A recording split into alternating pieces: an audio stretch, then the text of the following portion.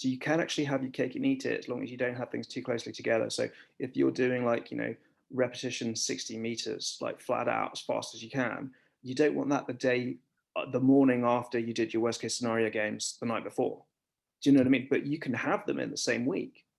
And then like you can do very, very, very heavy like leg weights, but you probably don't want them the evening before you do your 60 meters.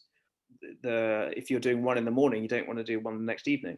So a simple way of doing it is thinking about separating tissue adaptations and the nervous system. Yeah. And anything that hits the nervous system quite hard, try and have something like 48 hours to 72 hours in between. So anything like, strength weights or speed work, you give it time between sessions, give like a whole day in between. But there's no reason why you can't be doing hypertrophy work or conditioning work on that same day or the day in between. So a lot of the focus on recovery is because people are picking things that beat the hell out of athletes. Yeah. Like, Nordic hamstring curls because like, sprinting tears everyone hamstrings. So it's like, no, it doesn't. It's the way sprinting is being taught at the moment by a lot of people tears people's hamstrings. High jumpers need to do Spanish squats because it shreds their patella tendon. It's like it's not supposed to be giving them like massive patella tendon pain. So there's volume, intensity, exercise selection. If you get those things wrong, you need recovery, and you need tons of recovery. The other one is if you're doing something that's mechanically just not sound, you can't. I don't think you could out recover these mistakes.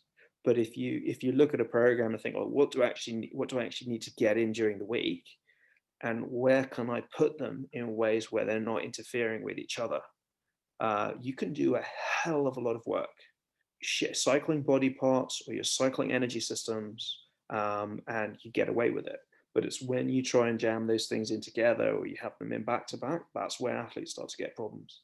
Bear in mind that an elite level sprinter and an elite level weightlifter or power lifter, they will be close to the ceiling of what their nervous system is capable of.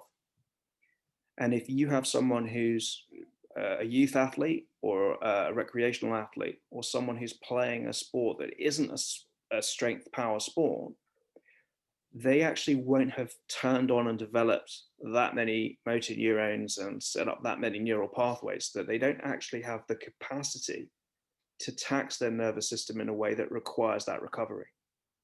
So there was a power lifter called Andy Bolton. He was like the first person to deadlift over 1,000 pounds, and he would deadlift one day a week. With his nervous system, he could probably really just smash himself in that one day a week and require a whole week recovery before he deadlifted again. But if you're a 19-year-old, if you try and deadlift one day a week, you're probably not even going to touch the side of the nervous system because you just haven't turned on those neural pathways. You haven't turned on as many motor units as someone like Andy Bolton had. So it's worth bearing in mind as well. It's like, do they actually have the capacity to need to keep their nervous system in cotton wool?